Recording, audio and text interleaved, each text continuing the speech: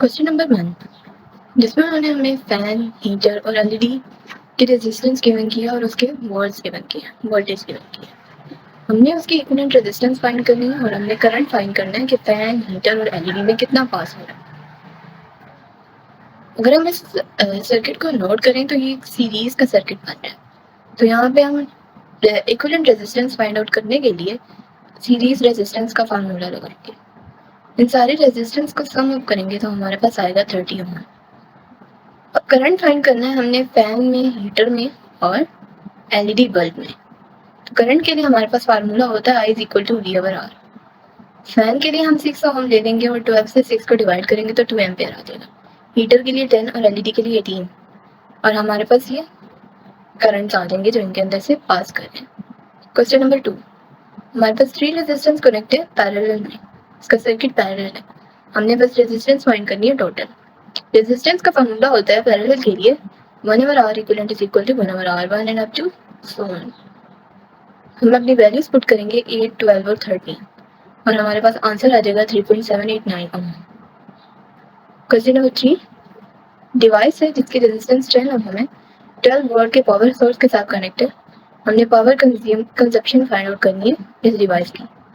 Volt हमारे पास 12 है, 120 है, रेजिस्टेंस 10 है। पावर का फॉर्मूला होता है V² डिवाइडेड बाय R।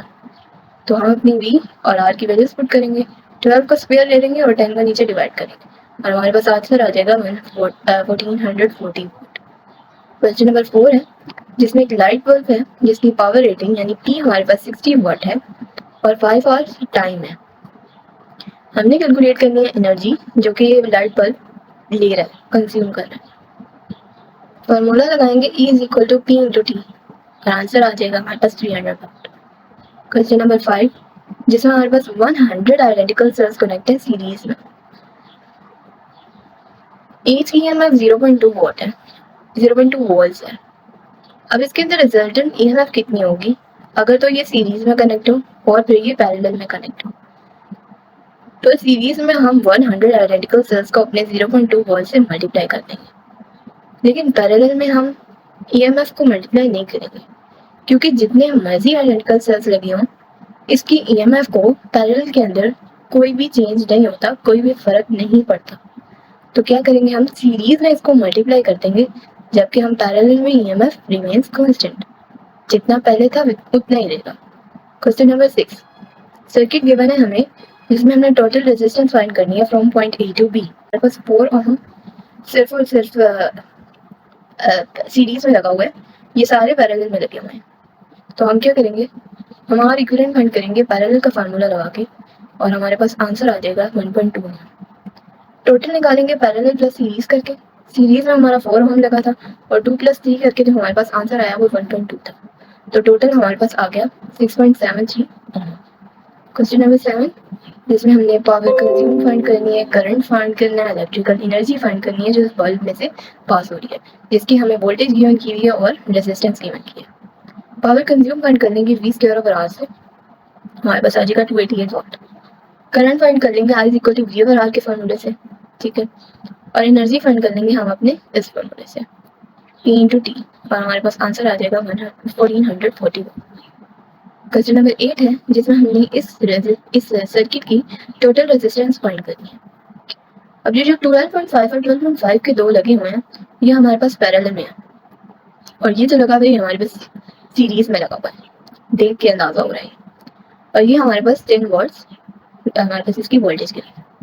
सबसे पहले हम पैरेलल की इक्विवेलेंट फाइंड कर लेते हैं। तो ये 12.5 के दो यहाँ पे लगी हुई है रेजिस्टेंस, तो इनको हम प्लस करेंगे और डिवाइड करेंगे 1 से, हमारे पास आंसर आ जाएगा 6.25 ओम।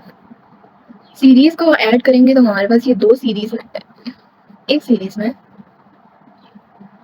सीरीज में लगा हुआ है, तो हमारे पास जो एक सीरीज में है वही 4.5 ओम ही इसकी इक्विवेलेंट रेजिस्टेंस होगी। अब टोटल निकालने के लिए पैरेलल और सीरीज को हम प्लस कर देंगे, सम करके हमारे पास आंसर आएगा 10.75 ओम। अब एक और बात, अभी तो मैंने आप लोगों को बोला है कि हमारे पास जो R जो यहाँ पे सीरीज में कनेक्ट थी वो 4.5 ओम थी, तो सीरीज में थी तो इसकी इक्विवेलेंट रेजिस्टेंस भी 4.5 की हो जाएगी। लेकिन अगर यहाँ पे वो कहता है कि 4.5 हमारे पास पैरेलल में कनेक्ट है, तो ये गलती नहीं करनी आप लोगों ने कि वही रेजिस्टेंस उठा के आप इक्विवेलेंट में भी लिखते, बल्कि पैरेलल के लिए फार्मूला हमारे पास कुछ डिफरेंट होता है। ये होता है हमारे लिए पैरेलल का फार्मूला। तो हमने क्या करना है कि जो हमारे पास एक ही रेजिस्टेंस लाइन गिवन है, हमने उसको रेसिप्रोकल ले लेना है, उसका रेसिप्रोकल ले लेना हमने अपनी असल रेजिस्टेंस फाइंड करने के लिए।